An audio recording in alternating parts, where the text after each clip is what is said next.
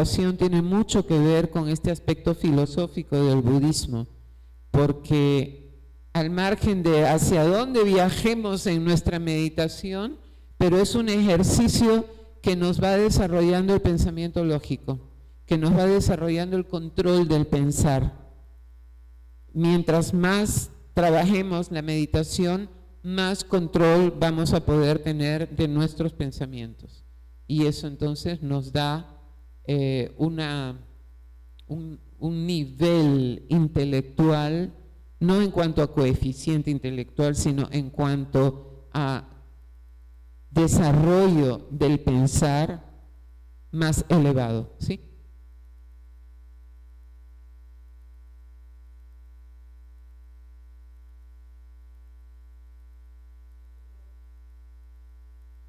Todavía ahí no se puede añadir el dolor porque toda esa secuencia se está dando en el cosmos antes de venir a la vida. Es la vida la que ofrece sufrimiento y dolor acá, en la Tierra. Pero mientras se está en el cosmos, se está libre de eso. Por eso el máximo anhelo es poder llegar de regreso al universo y quedarse en él. Las cuatro... ¿sí?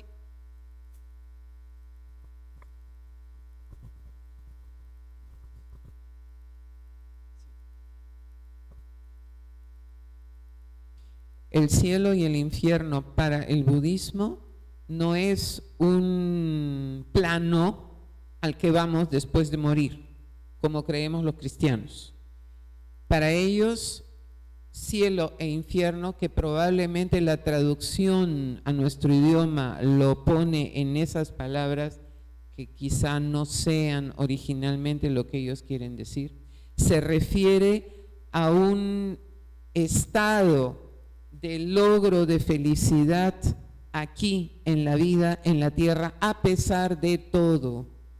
Yo he desarrollado en mi vida un control sobre la materia que me rodea, sobre mi entorno, sobre mi propia vida, que mi vida no me maneja, yo manejo mi vida y entonces soy feliz. Eso es cielo. Mientras que cuando yo puedo ser una muy buena persona, pero tengo una mala suerte y todo me sale mal, me despiden del trabajo, se me mueren seres queridos, todo en lo que yo emprendo fracaso y sufro y me siento frustrada. Entonces eso es infierno. Se acaba con la vida porque ellos hablan muy específicamente de que ese estado de felicidad o no, no es después de la muerte, es aquí en la tierra. Supuestamente, una vez que se pasa la muerte, al otro lado, vamos a decirlo así, estamos tan en nuestra real naturaleza que la felicidad es absoluta, que ni siquiera se describe, es. Claro, porque todo el tiempo que han vivido en la tierra, no todo ha sido perfección. Están en un camino hacia la perfección, pero de acuerdo al budismo, todos los actos en los que haya intervenido la voluntad generan karma y no te puedes liberar de seguirte reencarnando hasta que el último centavito de tu karma haya sido pagado. Entonces, una persona de repente que termina en los altares para los cristianos dentro del budismo podría ya liberarse de futuras reencarnaciones. Digamos que ha tenido 80 vidas, ¿ya? Y otra necesita de 10,000 vidas. También en ese sentido es individual la cuenta. No es que el ser humano con 100 reencarnaciones ya saldó su cuenta y ya se puede quedar. No. Cada ser humano tiene su propio camino hacia la perfección y la liberación, y le puede tomar muchas vidas o pocas vidas.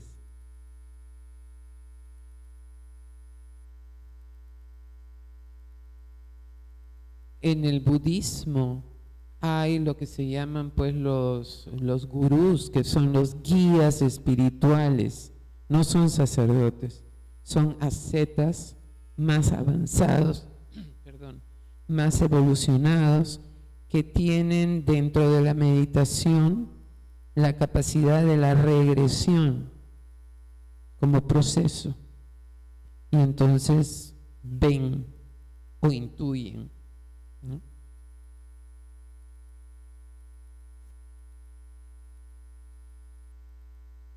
Claro.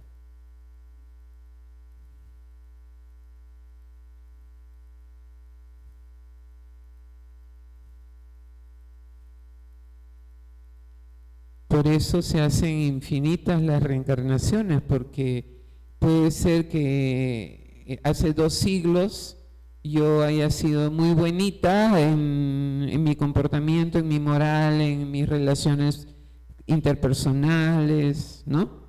Y no generé mucho karma, pero de repente 2 siglos después vuelvo a reencarnar y por diferentes circunstancias y por la forma en que la vida es ahora, yo me voy hacia el lado de lo no correcto y estoy generando karma. Siempre que intervenga mi voluntad, siempre, para bien o para mal, estoy generando karma. Y mientras genere karma, no me libero. Lo ideal es irse desprendiendo de los karmas. Pero claro, son disciplinas muy estrictas, ¿no? Entonces, vamos a ver cuáles son las 4 nobles verdades en las que se basa el budismo. El budismo se fundamenta en la existencia de la angustia existencial. Esa es la razón de ser del budismo. Si el budismo o Buda no hubiese descubierto que existía el dolor y la angustia existencial, no habría creado el budismo. No era necesario. Él crea toda esta disciplina espiritual y filosófica para ayudar al ser humano a liberarse de ese dolor y de esa angustia existencial. La vida incluye dukkha, el sufrimiento, insatisfacción o descontento existen. El nacer, para ellos, para el budismo, el nacer es sufrimiento, la enfermedad es sufrimiento, la vejez es sufrimiento, la muerte es sufrimiento, la pena es sufrimiento, así como la lamentación, el dolor y la desesperación. En definitiva, los 5 agregados de la mente y el cuerpo que producen los deseos, agregados corporales, agregados de sentimiento, agregados de percepción, agregados de formaciones mentales, agregados de predispuestos y conciencia discriminatoria, todo eso es lo que nos hace sufrir. Queremos alcanzar la felicidad mediante situaciones y bienes materiales que no son permanentes y por lo tanto no logramos la verdadera felicidad, ¿no? Cuando somos pequeños queremos ser de grandes tal o cual cosa y de repente cuando llegamos a grandes no podemos hacerlo. ¡Qué frustración! Yo quería ser astronauta y tengo una serie de deficiencias que no me permiten ser astronauta. ¡Qué frustración! No, pero no podemos liberar de este infinito ciclo, nos podemos liberar de este infinito ciclo de sufrimiento, logrando el estado nirvana. ¿Cómo se logra el estado nirvana? A través del camino de las 8 nobles prácticas. Sabiduría. ¿Cómo logramos sabiduría? Con una visión y comprensión correcta, un pensamiento o una intención correcta. La ética budista, la conducta budista, ¿cómo la logramos? A través del habla correcta, la acción correcta, el medio de vida correcto. La disciplina mental y el cultivo meditativo, ¿cómo lo logro? Esfuerzo o diligencia correcta, conciencia del presente o atención correcta, concentración o meditación correcta. A diferencia de una regla impuesta por una autoridad, un precepto, que son los que se dan en el budismo, es una base o guía ética personal. La ética budista se basa en los 5 preceptos. No tomar la vida de nadie, en ningún sentido, ni para matarla, ni para manipularla, ni para dominarla. No tomar lo que no me pertenece. No tener una conducta sexual dañina. No decir mentiras. No consumir tóxicos. Con esos 5 preceptos, el budista consigue una vida correcta. El Canon Pali es el nombre del libro sagrado del budismo. Este canon fue escrito en el siglo I a.C. a partir de una tradición oral de 400 años y constituye la recopilación doctrinal del budismo Theravada. En sánscrito se le llama Tripitaka. Esta es una fotografía de un documento de dicho libro. Para nuestro concepto occidental esto no es un libro, parece un abanico, pero es así, son esas tablitas. El libro del Vinaya o la disciplina monástica es un compendio de reglas acompañadas de anécdotas, historias ad hoc, para que el aprendizaje que tiene que hacer el monje lo comprenda sin ninguna duda, en las que se narra cuándo, dónde y cómo el Buda Gautama decretó una u otra de las más de 200 reglas del código monástico Theravada. El Sutta Pitaka contiene pues textos que supuestamente corresponden a discursos de Buda Gautama o de sus discípulos más cercanos. Es el grupo de textos o Pitaka más extensos del canon y constituye el corazón de la enseñanza budista. El tercer Pitaka y posterior a los anteriores es el sexta de los textos superiores, un compendio en el que se abordan los principios doctrinales de los otros 2 Pitakas, pero reorganizados de tal manera que permiten estudiar en profundidad la naturaleza de la mente y de la materia. Este último Pitaka combina filosofía, psicología y ética, aunque no el concepto de psicología occidental, ya que explica y detalla minuciosamente cómo lo que llamamos persona, nosotros los occidentales, no es para ellos nada más que una masa de elementos materiales y mentales sujetos a un cambio constante. Este es el símbolo del hinduismo. Ya la última religión en la historia y la filosofía de las religiones de la India, la que actualmente prevalece como representativa de toda esa gran masa que vive en esa nación y sus países aledaños. El hinduismo es el nombre que en el siglo XIX recién recibió la coalición de religiones existentes en la India, y su etimología se halla en la palabra persa hindu y en el sánscrito shidu, que significa río, y se refiere a los pueblos que habitan el valle del Indo. El hinduismo surgió en la India hacia el 1750 a.C. Carece de un único fundador, como así también de profetas o de una estructura institucional. El hinduismo es una forma ulterior más moderna de la religión brahmánica, religión primitiva de la India, fuente de tradiciones religiosas que alcanzó su apogeo védico entre el 1500 y el 500 a.C., cuyos seguidores solo creían en Brahma. La mayoría de los hinduistas creen en muchos dioses.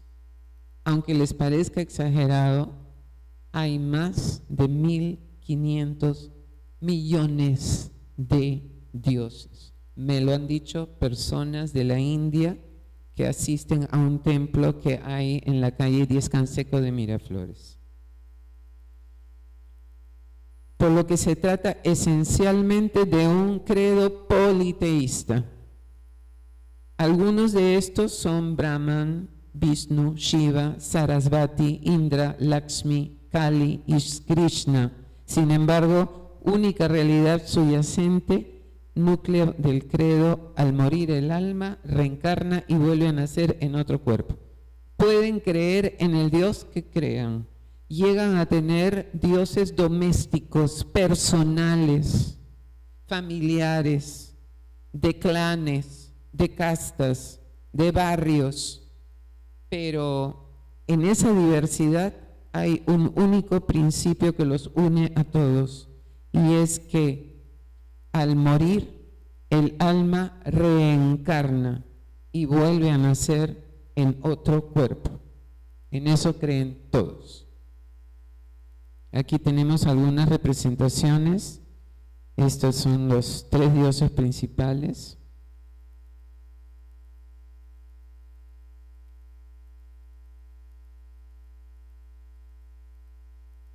Y bueno, acá hay varios. Todos antropomorfos, todos están representados con figuras humanas. No han llegado a la abstracción en ningún caso. Las personas que llevan una vida correcta vuelven a nacer en una vida superior. Esto es ya lo que creen los hinduistas, ¿ya? Ahora nos olvidamos de la reencarnación budista. Vamos a ver cómo es la hinduista. Las personas que llevan una vida correcta vuelven a nacer en una vida superior, mientras que las que no lo harán en una inferior. Y vamos a poner también un ejemplo exagerado. Yo puedo ser una persona malvada, narcotraficante y todas las pestes que hay en este siglo. Cuando vuelva a nacer vengo como cucaracha, porque el alma transmigra, no necesariamente regresamos como seres humanos. Las prácticas religiosas del hinduismo suponen complejos ritos públicos y domésticos que se relacionan con los ritmos de la vida y de la naturaleza. Abluciones purificadoras en aguas sagradas de ríos. Visitas cotidianas a templos para practicar la adoración. Recitación o repetición de mantras de poder mágico. Peregrinación a lugares santos. Participación en gran número de fiestas religiosas.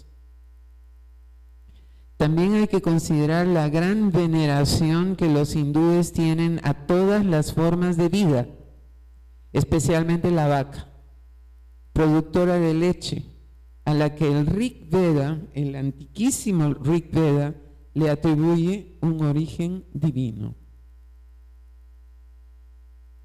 Pero cabe decirse que para los hinduistas practicantes existe un sentido trascendente de la vida que hace religioso a cada uno de sus actos.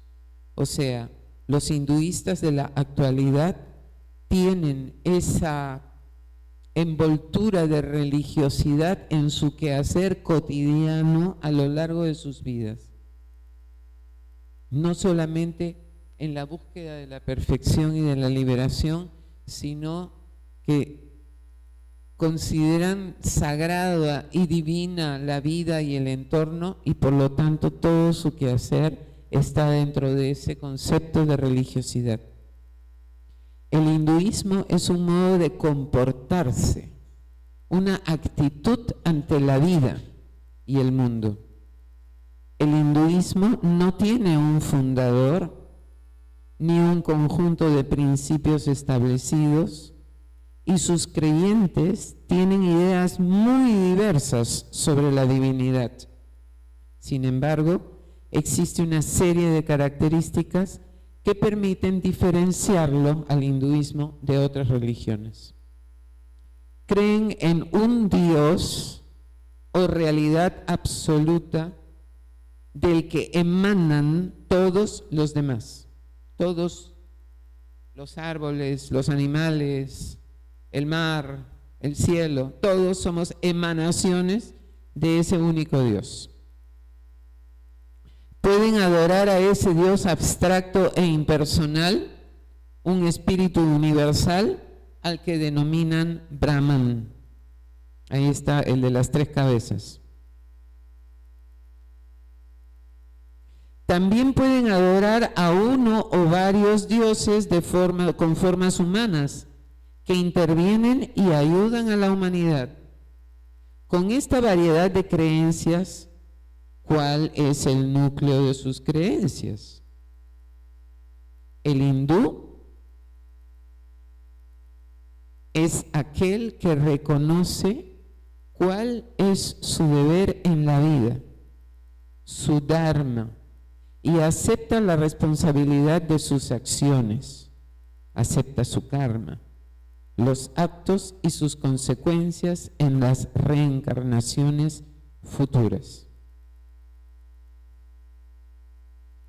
Se define dharma como el deber ético y religioso que cada cual tiene asignado según su determinada situación de nacimiento.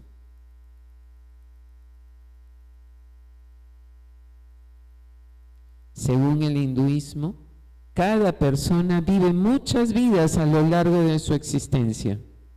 Este ciclo eterno de reencarnaciones se llama samsara. Cuando uno muere, su alma vuelve a nacer, reencarnarse en otro cuerpo. Lo que le sucede en cada vida es el resultado de las vidas anteriores. El objetivo final de las prácticas de la religión hindú es el perfeccionarse hasta poder salir del ciclo de reencarnaciones. Esta liberación se llama moksha. Todas las prácticas y devociones propias del hinduismo tienen como finalidad que el fiel se libre del continuo ciclo de reencarnaciones y alcance la liberación. Debido a la creencia en la reencarnación, muchos hindúes son vegetarianos, ya que creen que todos los seres vivientes forman parte del mismo espíritu. Por ello, consideran que tanto animales como personas deben ser tratados con reverencia, con respeto y no comérselos. Para liberarse de las continuas reencarnaciones, el hinduismo propone 3 vías. Primero, el camino de los actos. Seguir fielmente el dharma y cumplir con los deberes de la propia casta. Segundo, el camino de la devoción. Adorar a un Dios con fervor y celebrar piadosamente sus fiestas y ritos. 3. El camino del conocimiento. Descubrir mediante la meditación la verdadera naturaleza del alma y buscar en ella el Brahman, el espíritu, el todo universal, para unirse a él. Suele ser una opción de renuncia a los bienes materiales y a los placeres, la vía de los ascetas o sadhus. La filosofía en la India.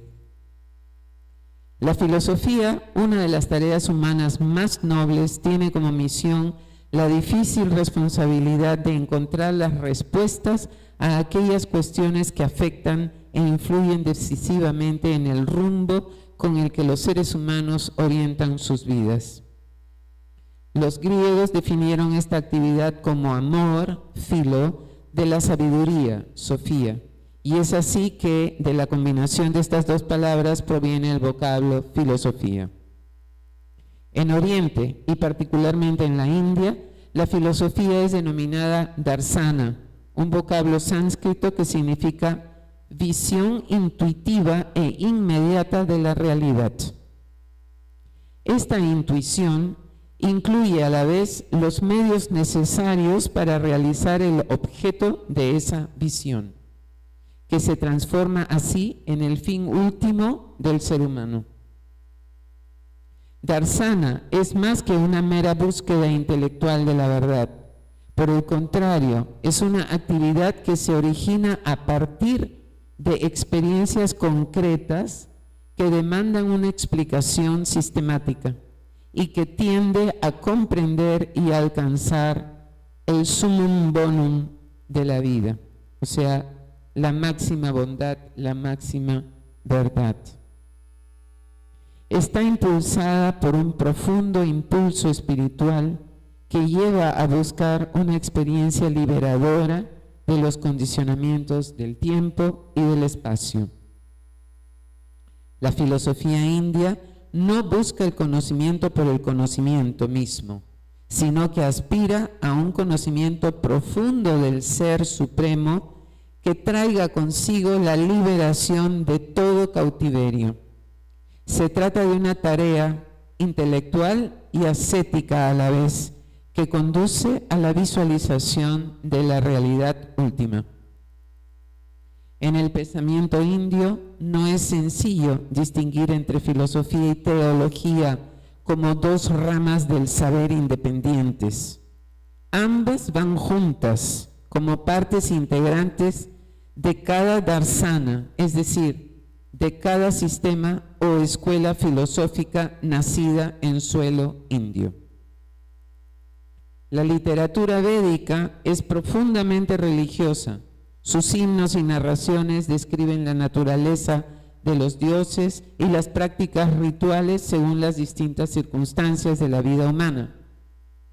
Aun cuando a veces se encuentran alusiones y referencias a aspectos seculares de la sociedad entonces, estas son puramente superficiales y no permiten describir en detalle las costumbres sociales o la situación política durante el período en el que se compusieron.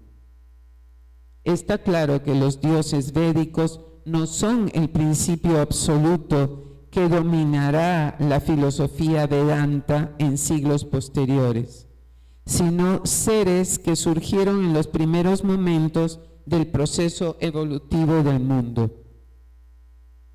Tanto el politeísmo como el enoteísmo son aspectos destacados del pensamiento védico.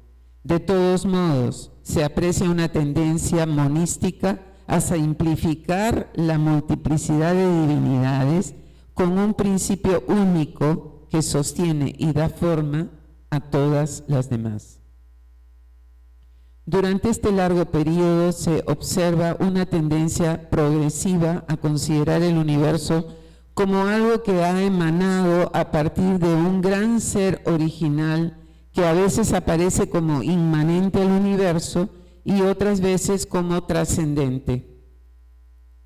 Poco a poco el concepto de un creador único, que es a la vez el que dirige y controla el universo entero, llegará a ser un concepto popular y recibirá nombres diversos, tales como Prajapati, Vishvakarman, Purusa, Brahmanaspati y Brahman. Este orden cósmico es un modelo a imitar y las acciones humanas se deben ajustar al mismo. Ra, por su parte, está relacionado con otro concepto que significa la verdad del ser. Satya señala el aspecto estable del ser, mientras Ra es aspecto dinámico. Más que hablar de creación, que es el lenguaje que utilizan los libros sagrados del hinduismo, debemos hablar de emanación, de un universo que procede de un primer principio, el cual no es una divinidad concreta, sino un principio impersonal. La creación que se describe de modo tal que queda claro que todas las realidades sobrenaturales están más allá del alcance del conocimiento humano. Los Aranyakas representan un momento decisivo en la India de los Vedas. Es una tendencia hacia el conocimiento, la reflexión, en una palabra, hacia la filosofía. Son unos libros sagrados. Aun cuando estos libros no formen un sistema único de pensamiento, encontramos en ellos el germen de las futuras escuelas filosóficas de la India. En ellos se puede apreciar una evolución hacia el concepto de un ser supremo único con el cual el ser humano trata de unirse a través del conocimiento. Muchos de ellos consideran en forma de diálogo temas como la naturaleza del ser individual, la relación entre el cuerpo, la mente y el yo, la naturaleza del conocimiento y la verdad, la salvación y los distintos caminos para alcanzarla, etc. En los Upanishads encontramos las mismas preguntas apremiantes acerca del origen del mundo y su relación con el Ser Supremo que encontramos en las grandes filosofías de la antigüedad. En los más antiguos se observa la convicción general de que detrás de todo el cambio y el movimiento del mundo exterior existe una realidad inmutable e idéntica con la esencia del mismo ser humano. El universo creado no es un producto de la nada, sino que es una proyección o emanación del Ser Supremo. Los que investigan sobre la realidad absoluta se preguntan, ¿cuál es el origen de todo? ¿Es el absoluto? ¿De dónde venimos? ¿Por qué vivimos? ¿Y a dónde vamos? La realidad inmutable, última y suprema se expresa con el término Brahman. El universo procede de Brahman y regresa a Brahman, y en cuanto efecto se identifica con la causa Brahman. El hombre desea alcanzar a Dios y ese deseo está enraizado en su propia naturaleza. A través del conocimiento, el hombre descubre su propia naturaleza y comprende que Dios está dentro suyo y que se identifica con él. Conclusión. Vemos que en su búsqueda la humanidad ha desarrollado la filosofía. Sin embargo, de acuerdo a los diferentes pueblos, esos conocimientos han tenido un enfoque muy específico de acuerdo a los ideales de cada uno de ellos. Si tuviéramos que decir sintéticamente cuáles son esas tendencias de la filosofía, podríamos decir que hay tres grandes grupos que están representados de la siguiente manera dentro de las antiguas civilizaciones. China, filosofía orientada a la búsqueda del bienestar social y político.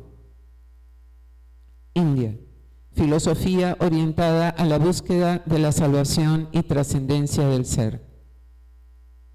Grecia, como cuna de la civilización occidental, filosofía orientada a la búsqueda de la verdad.